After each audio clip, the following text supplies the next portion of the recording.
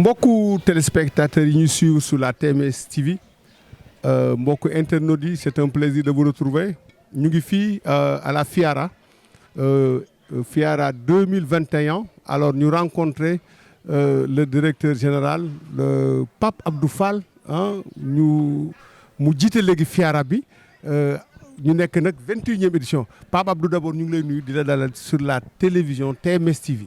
Oui Abdoul Aziz Diagne l'homme de Mbossé maa ngi lay ziar di la gërëm di la sant di gërëm télé bi TMS TV. di rafetlu seen teewaay fii ci biir 21e édition de la FIARA. waaw Pape Abdou Fall on a vu que FIARA bi contrairement architecture bi d'abord dafa changé loolu bon dañ bëggoon tuuti nga ñëw ci. waa xam nga FIARA c'est toute une suite d'expériences acquises. loolu moo fruit bi nga xam ni moo nekk ni tey. donc 21e édition defe naa ni ku ci judd woon tey. donc nous sommes assez aguerris. di féliciter nag li nga gis fii. boo ko gisee rek dañuy féliciter tous les exposants d'abord. parce que ñoom ñoo répondre à l'appel du donner et du recevoir. répondre ci appelu baykat yi sàmmkat nappkat. donc muy kuréel gi nga xam ni mooy CNCR Conseil national de concertation et de coopération du ruraux. Tout à fait. Et l'ASPRODEP qui est l'association des projets de développement à la base. donc ñaari kuréel yooyu. ñoo ëmb FIARA bi. sant yàlla nag. ren di féliciter sumay prédécesseurs El Hadji Boubacar Cissé ak El Hadji Cheikh Amar. tout à fait tout à fait nekkoon. ma nekk ci seen biir. donc alhamdulilah ren yàlla def nag.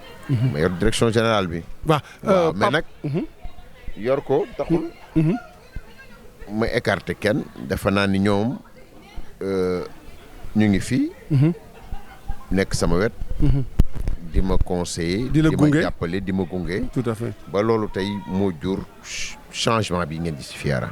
waaw léegi changement bi am na c'est un constat que les visiteurs et les exposants ont fait mais dama bëggoon rek Pape Abdou Fall si on revient un peu en arrière l'avant-dernière édition parce que ñu ngi ci l'avant-dernière édition ak bon daaw defu leen ko parce que pour des raisons de Covid-19 defu leen ko mais avant-dernière bi gis nañ ne tey am na changement yooyu nga xam tey apporté nga ko ci FIARA bi Pape Fall dañ bëggoon quantitativement nga ñëw ci tuuti daal. waaw xam nga comme ni nga ko waxee année bi passée on était tous touchés par le Covid-19. moo tax bi passé amul mais bee passé on était à peine ay 600 quelques exposants à des degrés divers agriculture élevage transformation cabinet conseil mais ren ñu ngi plus de 800. loolu cela veut dire que am na ñoo xam ni dañu porter FIARA dañu ko gëm. FIARA ce qui fait la spécificité de la FIARA c'est que c'est pas une foire comme les autres foires FIARA dafa am ay clientèle boppam am ay visiteurs boppam am vraiment benn environnement boppam tout à fait loolu mooy force FIARA tey buñ ko jëloon sax yóbbu ko ba ci diggu àll bi nit ñi dinañ ñu topp parce que boo xoolee li fi nekk yëpp c'est modulable mën nañ ko jël teg ko fu ñu neex woote te dañ ñu wuy si loolu nag sant yàlla day doon liggéey boo xam ni c'est en amont et en aval te yàgg na macha allah parce que 21 ans 22 ans c'est pas hier c'est pas avant-hier tout à fait donc li ñuy def rek moom mooy ñaan yàlla que les jalons yi nga xam ni posé nañu ko yàlla gën ñu jàppale ba vraiment fi ñu bëgg yóbbu FIARA bi ñu yóbbu ko fa ci kaw loolu it comme constat bi ni nga ko defee noonu la ko son excellence monsieur le président de la république gisee moom ak gouvernement ba hier en conseil des ministres il a félicité les producteurs ruraux félicité vraiment la direction générale de la FIARA pour vraiment l'avancée bi nga xam ni ak taxawaay bi nga xam ni FIARA def na ko cette année. tey dañu gis par exemple tey vision boo xam ne nii quand même borom xam-xam yi amoon nañ ko d'abord le consommer local ensuite retour à la terre yooyu yëpp yéen déjà ngeen inscrire ci boobu dynamique Pape Abdou Fall mais man aussi dinaa la laaj tamit dans la même foulée gan ñi maanaam les étrangers yi nga xam ne tey ñëw nañ fi tey est-ce que mun nga ma ci defal quand même benn commentaire. Comme ni nga ko waxee la vision elle est là hein, et c'est une vision qui est très bien soutenue hein, par les exposants, par les partenaires au développement, par les visiteurs et par les administrateurs. Donc c'est un challenge. Et que challenge boobu dañ koy maintenir. Parce qu'il y a une nouvelle équipe jeune et je pense qu'on ne doit pas faire ce qui se faisait. Cela veut dire que si on doit refaire ce qui se faisait auparavant, cela veut dire que nous n'apportons aucune touche. C'est de sur place. C'est sur place et en ce moment-là, moi je dis qu'on doit disparaître. Donc, il y a des jalons qui sont posés, qui seront maintenus et qui seront poursuivis. Tout à fait. Et voire même améliorés. Et c'est dans cette dynamique que nous nous inscrivons. Hein, parce que je suis la tête de file hein. Donc man objectif yooyu laa ci am. Comme ni nga ko waxee nag il y a une forte présence des pays de la CEDEAO qui sont là. Tout à fait. Donc teewu nañu d'autres pays ñi taxawoon fi léegi c'est le Cuba. Cuba xam nga ko. Ah bon? C'est en Amérique. mooy ñoo doon taxaw fii di tàggatoo ñu ngi fii. En face ne tu as l'Afrique du Sud. Tu as la Tunisie, le Maroc, le Maghreb est représenté. La France et l'Italie est représentée. Madagascar est représenté. Derrière, il y a la Guinée-Bissau, Guinée-Conakry, Mali, Guinée, comment ça s'appelle, le Niger. Le Nigeria même est représenté. Le Niger même il y a une partie de la délégation qui a subi une attaque au niveau du Mali. Donc 3 tirs de balles donc ont essuyé le bus. Mais alhamdulillah kenn gaañu ci. Le seul que nous déplorons mooy attaque bi ak seen alal ji ñu yóbbu. Donc ñun ñëpp dañu gëm FIARA. Parce que FIARA objectif bi lan la on l'avait organisé pour que période de soudure bi nga xam ne mooy am diggante avril ba mois de nawet bi. jamono yooyu. baykat yi génne vide grenier yi jël affaire yi jaay ko ba am lu ñu mën a dem nawet. loolu mooy objectif. Mais alhamdulilah am nañu ko gëm ñëw accompagner leen ci. ba boo xoolee tu as toute une diversité. On est sur un espace de presque plus de 12 000 mètres carrés occupés. Agriculture élevage bi gis nga ko c'est très bien garni donc. Nag yaa ngi nii xar yaa ngi nii. oisellerie bi mu ngi fële. Vraiment sant yàlla daal ah. Donc ñu ñaan rek. Avec l'équipe di leen féliciter en passant parce que président de la République bu ñu féliciter. C'est toute l'équipe qui est félicitée. Ñu maintenir la cadence c'est très dur nag de travailler avec Pape Abdou Fall parce que. C'est la rigueur. C'est la rigueur. Mais maintenons la cadence. Hein. Mais Pape Abdou aussi dernière question peut-être ci volet boobu la forte présence des pays étrangers yu ñëw participer à cette foire est-ce que loolu nekkul peut-être une concurrence quand même pour ceux qui sont du Sénégal. Ah non. Xam nga woote ñu wuy si la sant yàlla la. Waaw. Moi je pense que s'il y a un tiers qui vient participer à ton événement par le biais de ton invitation, la logique voudrait quand même que vous combinez qu'on combine tous les efforts et puis que chaque partie s'inspire de l'autre, chaque partie essaie d'apporter un plus. Mu nekk échange. Mu doon échange Bien parce sûr. que foire échange la d'abord, c'est un cadre d'échange avant Bien d'être sûr. un cadre de commercialisation donc et de service. Donc échange la nañ ko jàpp positivement. Mais boo xoolee it concurrence am na ci. Bien sûr. Il faut le dire et il faut même le constater d'une manière visuelle. Quand tu rentres mais loolu xam nga lu muy indi. day tax ku nekk améliorer. Bien sûr. Donc aujourd'hui je pense que boo visiter FIARA di nga gis li doon igu au Sénégal avec les pays de la sous-région, c'était l'emballage. Et aujourd'hui, l'emballage est très bien présent. Les produits sont très bien emballés. Léegi nag li ñu bëgg rek mooy ñu soumettre ko au code barre ak FR de telle enseigne que ces produits soient commercialisés dans des supermarchés extérieurs voire même à l'étranger. Donc ce qui permettra quand même d'avoir une traçabilité de nos produits ou bien des pays des produits de la sous-région ou bien des acteurs de développement. Parce que traçabilité, ça permet vraiment que le produit ait une carte d'identité. Et ça, c'est très intéressant et il faut travailler dans ce sens. Le directeur du SUCES vient de te quitter tout à l'heure, on l'a vu. Est-ce que amu leen fi ay difficultés majeures? Aucunement. Et je salue sa présence. C'est un ami, c'est un jeune frère. sama xarit la Saliou hein. Keita. Donc Keita dañ koy ñaanal yàlla. C'est pas facile. Il vient d'arriver. Il va vivre ces moments durs de l'exposition parce que c'est pas facile de gérer des ressources humaines.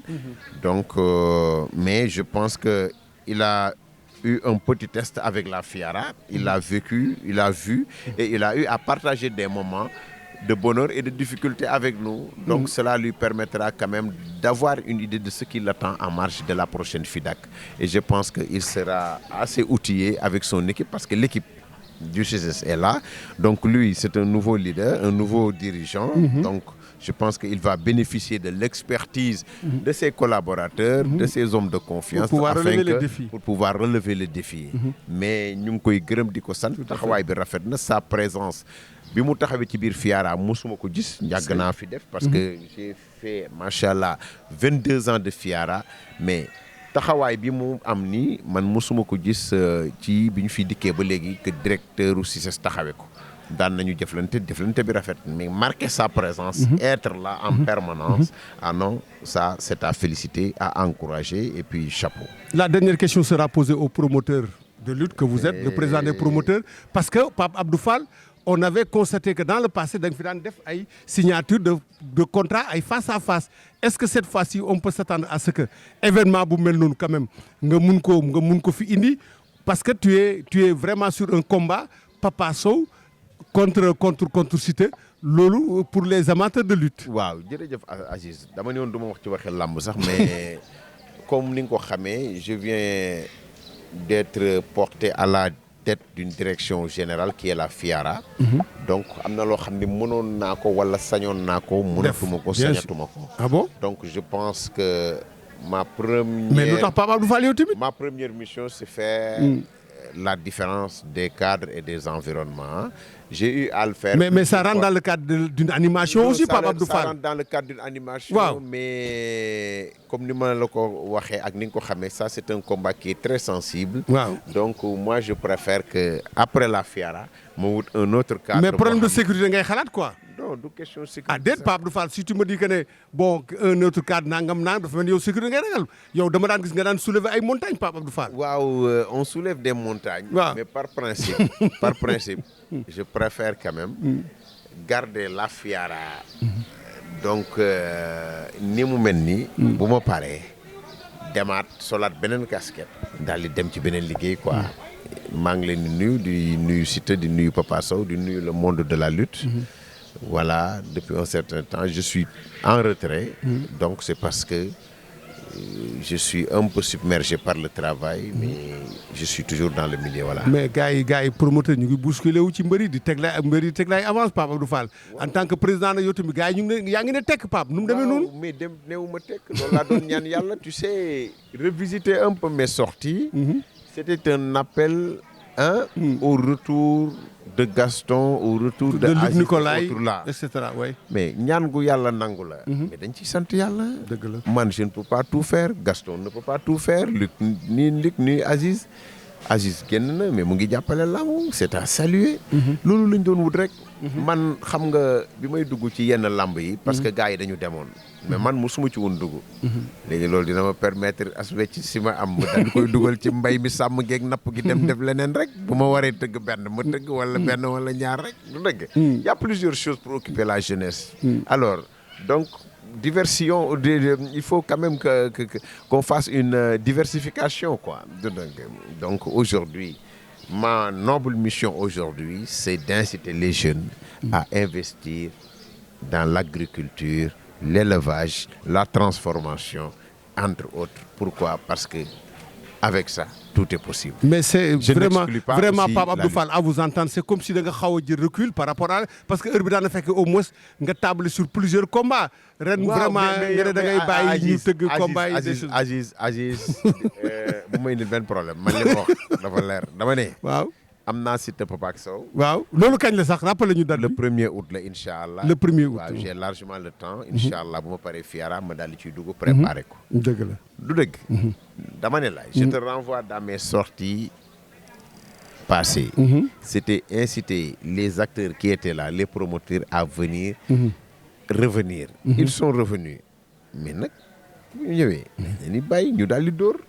N'empêche bu ñu jàppee fii ma jàpp fee rek. Lamb avancé. yeneen bi nga xam ne ay vide la. mooy que xale yi. bu ñu amee avance. wala ñu fay leen. ma jéem leen xëcc ñu dugg ci agriculture bi élevage bi et dans la transformation. loolu rek bu ma dugal ci yeneen i gaama. d'accord benn problème. donc def naa ne loolu appel la woon booy lancé. donc fii rek da nga may indil ay firnde donc mun nañ jàpp ne vraiment bu Fiara bi jeexee dina ñëw au moins pour faire le bilan. Ah non, le bilan il sera toujours disponible. Hein. Tout à fait. Donc ça c'est la Fiara autrement. Inch'Allah. di la gërëm di la sant. yaag sa monteur infographe bi Diouf. ah Diouf la Youssouf. ak Diallo nga àndal Diallo. Diop. suma xarit nga dañu bokk lu bari. ñooy footballandoo. ñu bokk association. donc lu ma ne mu ngi ci. lu mu nekk maa ngi ci. sa soxna nekk fi ak man. ànd bi rafet. loolu la àdduna noonu la demee daal na lépp rafet rek. du dëgg. waaw amul loolu moo am njariñ moo am solo. dëgg la voilà donc chers téléspectateurs c'est vrai qu'il a un calendrier très chargé mais sa courtoisie, sa disponibilité, mais surtout son humilité a fait que quand vous rentrez au niveau de la Fiara, il suffit simplement de demander où est le patron, on vous dit qu'il est là sous l'arbre. Sous l'arbre à palabre. Tu sais, ñun suñu philosophie mooy. waaw sous l'arbre à palabre. foofu ca jamono ju njëkk ja. fa lañ daan toog fa la ñuy nase fa la ñuy noccee fa la ñuy lijjantee. Malheureusement avec la bureaucratie hein, on nous a renvoyés dans des bureaux climatisés entre autres. man du ma ni gëmuma ko. quand ça doit être officiel. mais pour man l'urgence elle est ailleurs. nit ki la soxla da nga war a accessible. c'est ce qui me pousse à mettre ma chaise ici devant tout le monde. discuter, échanger, partager au vu et au su de tout le monde. voilà donc jamono ji loolu la laaj. nañ bàyyi dugg bureau yi. ñi ne ci bureau yi nañ génn. pour qu'il y ait développement. voilà dégg ngeen ce dernier mot, c'est un appel en tout cas à l'humilité. C'est un appel à l'accessibilité, mais aussi c'est un appel à en tout cas aux gens qui voudraient quand même peut-être voir à Pape Abdou Fall qu'il est là en tant que patron de la Fiara, très disponible. Je le disais tout à l'heure, au lieu en tout cas de s'installer dans un bureau parce qu'il en a les moyens, il a préféré être là au vu au su de tout le monde. Mais en tout cas, ça a insisté, ils ont fait un bureau qui a été aménagé, mais moi j'ai refusé. Hein. J'ai refusé parce que aussi avant d'être moi je suis sorti de mon bureau pour venir travailler ici. Je ne suis pas venu ici aussi, c'est pour entrer dans des bureaux. Le bureau, c'était pour préparer la Fiara. Maintenant, en tant qu'acteur qui doit exécuter, la logique voudrait quand même que je me mette au devant de la scène. Donc, en contact permanent avec les exposants, les demandeurs de services, les demandeurs d'informations, et puis assister les gens d'une manière directe. Vous êtes un homme de terrain, Pape Abdou Fall. waaw yow xam nga ci dara. voilà voilà. bu nekkee ci terrain bi loo war a def man la gën a taxawal. ma dem def ko. donc vraiment ñu ngi gërëm Pape Abdou Fall vraiment ci humilité wax naa ko léegi ci disponibilité am ci courtoisie am parce que comme ni ñu ko gisee rek kilifa léeg-léeg dafay naqaree jot parce que da ngay ñëw ñaan la utal rendez-vous utal nangam moom nag defe naa ne moom bala ngay dem ci moom sax moom mooy ñëw ci yow parce que si vraiment vous demandez aux exposants vous demandez aux visiteurs dañ naan la fii la taxawoon léegi wala jaar na fi wala boo taxawee mu fekk la fi. donc defe naa ne fii mooy taatu mango gi après nga defal ma benn PC ci taatu mango gi fii mooy bureau Youssou ku ko soxla fii nga koy fekk en tout cas c'est un plaisir de vous rencontrer. Très bien. Mais non, c'est la ruralité. waaw. ailleurs foo dem ci àdduna bi foire yeeg salon yi da ngay dem ba ci diggu àll bi.